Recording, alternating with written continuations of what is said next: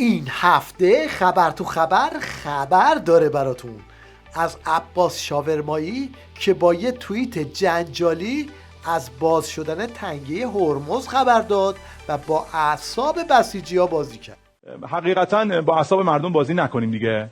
یعنی یه توییت ببینید چجوری بازارهای مالی رو تحت تاثیر قرار داد، بازار انرژی رو تحت تاثیر قرار داد و عملا الان این مردم نازنین و بزرگواری که 40 و چند شب در خیابونها تو سرما، نمیدونم زیر بارون، با زبون روزه، با انواع مختلف، با یه توییت شتاب زده، قطعا همینطوره ان یه توییت شتاب زده بدون توضیحات، بدون حتی ما میتونستیم در رسانه بیایم کمک باشیم اگر مطلبی هست توضیح بدیم، بعد شما این بستری که آماده کردید به مردم ارائه کنید. جز این که اعصاب مردم رو خورد کنه، جز این که تو دل مردم رو خالی کنه، جز این که روی اعصاب و روان مردم قدم بزنه، حقیقتا دستاورد دیگه این نداره. یکی از بسیجی‌هایی که عراقچی رو اعصابش را رفته این نجم آرپیجیه که دادش در اومد و از تیویریش هم پخش شد. هرمز باشه، ما هنوز رهبرمون دست نشده، ما هنوز انتقام پدرمون رو نگرفتیم که اینا میخوان تنگه هرمز رو باز کنن. حق این کار نداد. این همه شهید دادیم، این همه سردارای ما شهید شدن به خاطر هیچی. مجریای تیویریش هم که با اعصابشون بازی شده بود اینطوری به خدمت وزیر خارجه کینگ مجتبی رسیدن. توییت هم توییت به زبان انگلیسی در شبکه اجتماعی انگلیسی زبان غیر قابل دسترس برای عموم مردم ایران ها. این توییت آقای عراقچی زده، یعنی این توییت آقای عراقچی اساساً من اینو فاکتور میگیرم، این مخاطبش مردم ایران نیستن. یه پیام رو طرف غربی خواسته بده، اب نداره، این اوکیه، لکن موزه‌گیری نشد. یعنی میخوام بگم هنوز این فارسی که مردم دیدن روی وال ما ترجمه ماشینیه که از اون توییت کرد. الان آقای من این ترامپ رو ببین حرفایی که بعدی زده، گفته آقا now that the strait of Hormuz situation is over. الان دیگه مسئله تنگی هرمز تموم شد. بعدش میگه thank you سعودی عربیا، UAE، قطر، عربستان، قطر، امارات، ممنونم. توییت بعدی اینا به فاصله چند ده دقیقه دارم میگم ها. گفته ایران with the help of the USA has removed or is removing all sea mine. ادعا میکنه، میگه ایران با کمک امریکا داره مینهای ادعای خودش داره مین روبی میکنه. کمک امریکا. بسیجی‌ها هم که بدجوری به شرشر افتادن شروع کردن به تصفیه حساب با هیئت مذاکره کننده.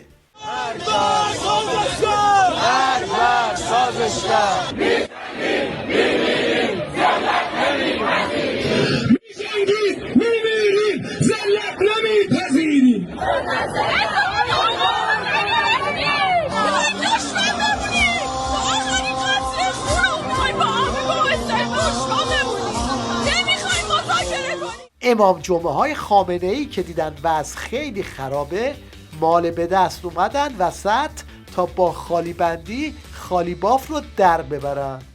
آقای قالیباف رفت یکی از مذاکره‌کنندگان را همونجا تهدیدی به کشتن کرد و گفت اگر شما ادامه بدهید من خودم شما را میکشم.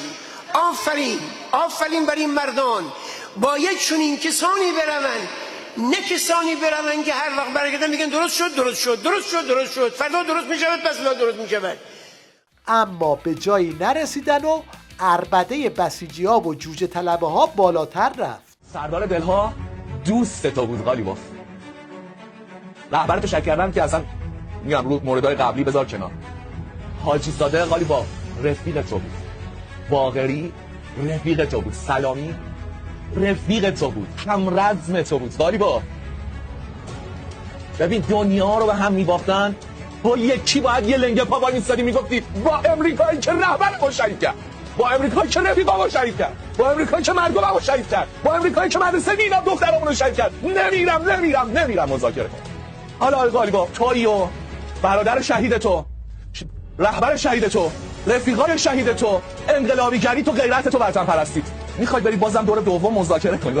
هنری برید مذاکره کنید. هنری لعنت بر این مذاکرات، لعنت بر مذاکره کنندگانش، لعنت به راضی‌های به این مذاکره، به کسایی که به این مذاکره رضایت داشته باشه. ته خط خود خالیباف اومد توی تیویریشو ننه من قریبم بازی در آورد. لذا اگر امروز در تنگه هم ترددی داره انجام میشه و پیش میره، ما کنترل تنگه دست ماست. هم جانم را آماده ام بدم، هم آبرومو در اینجا بدم، هم حاضرم خون بدیم، هم حاضرم خون دل بخوریم. خبر تو خبر.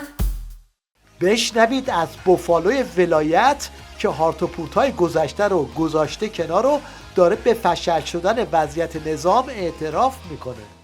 منتها مشکلی که ما امروز متاسفانه در دل این حرکت‌های ارزشمند به اون مبتلا شده ایم، صدای رسای دشمن در دنیا و عدم اقتدار رسانه‌ای ما در برابر اقتدار رسانه‌ای دشمن است. این یکی هم از لو رفتن اسرار نظام میناله. الان شما وضعیت ما رو میبینید، دشمن در این طول این 45 روز از چه تونستیم ضربه زد و ما هم از چه تونستیم دفاع کرد، ولی بخشی از ضربه هایی رو که ما خوردیم به خاطر افشاء اسرار. اینجاست که برای روحیه دادن به بسیجی‌ها رفتن سراغ راه انداختن این نمایش‌های مسخره.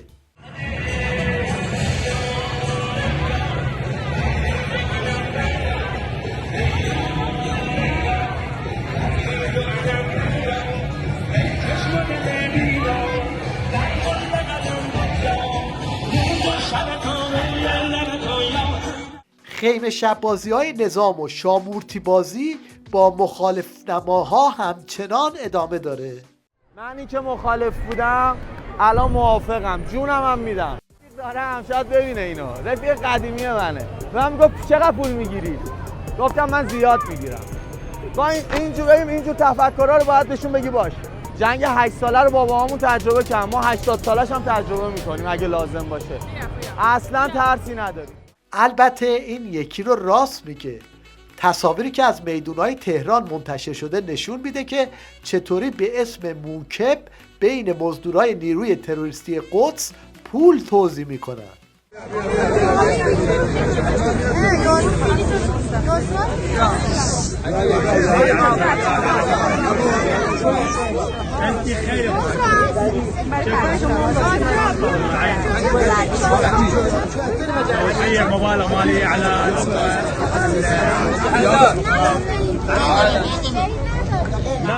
دیگه ساندیس برای بسیجی‌ها کارایی نداره، به خاطر همین رفتن سراغ کباب و انواع غذاها.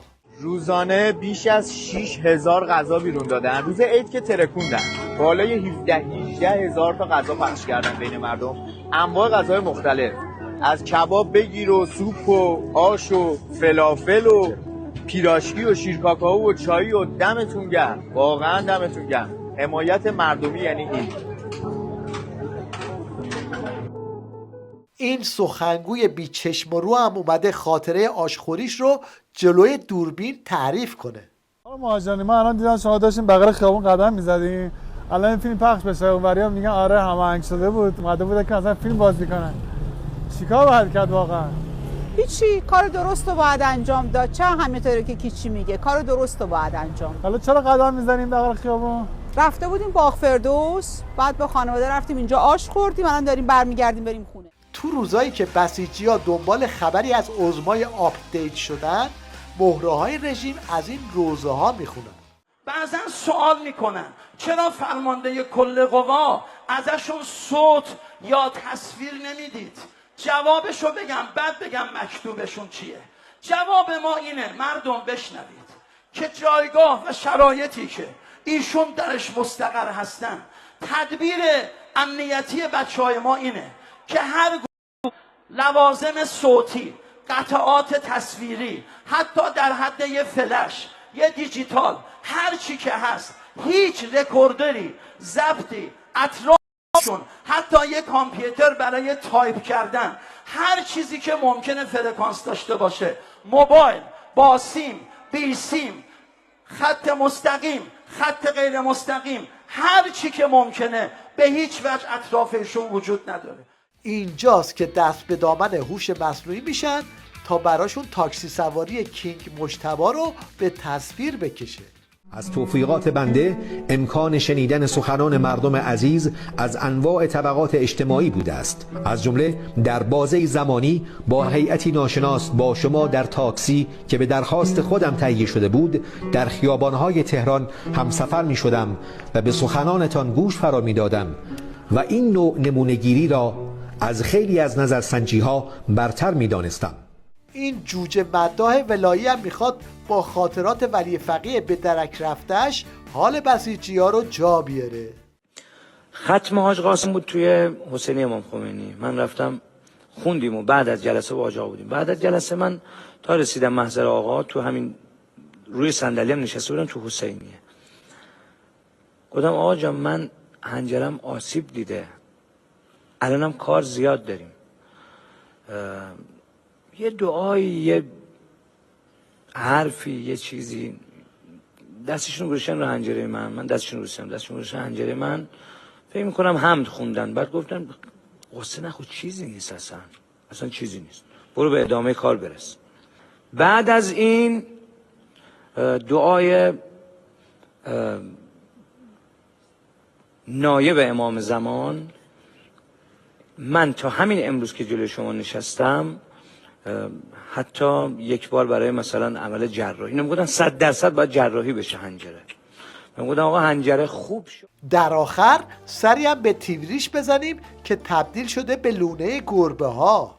دخل مقدرهایی است که در اذهان کارشناسان و زبدگان و اینها به وجود میاد گاهی، و اینه که آقا مردم چقدر همراه. صدا رو من توضیح بدم، احتمالاً بینندگان میشنوه. من قبلا هم گفتم این روزا که این اطراف سر صدا بود و انفجار و فلان اینا، یه سری از این مخلوقات خدا اینجا پناه آوردن به استودیوی ما چون اینجا صدا کمتر بود و اینا دیگه هستن اینجا پیش ما زندگی میکنن، این صدای پیشیمونه. خب از نظر شما که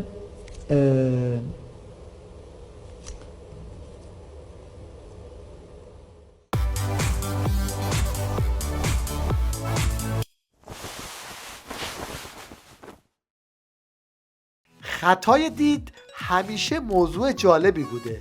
این بار هوش مصنوعی هم به این شیطنت تصویری کمک کرده.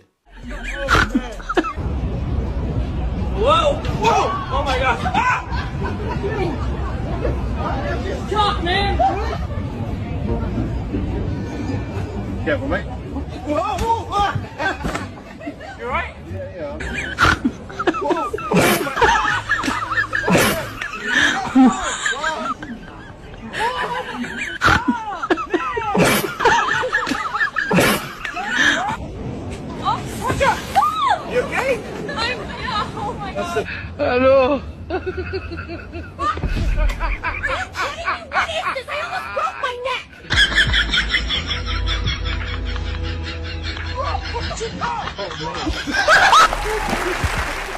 خبر تو خبر داره براتون از آخرین روزای نظام غرب و داغون، قرنهای داغ از یه نظام اوراق که آقا مجتبی هم نشسته روی اجاق. خبر تو خبر